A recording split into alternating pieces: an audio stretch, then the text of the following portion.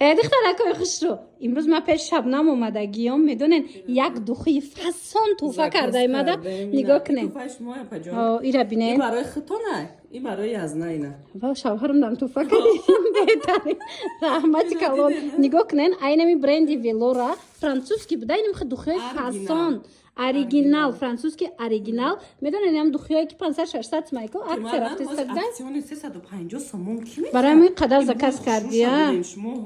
اینا تماشا بینا جای دو دخی سه دخی زکاس کرده کم دو درم ده همه دا زکاس کردی با قریبی نکم کو امسال پرازنیکا سر میشوه تماشا بینا یعنی دخی فسانه اینا اوریجینالی فرانسوزکی در کارتون باشه و دیزاینش نکو گاب نیسته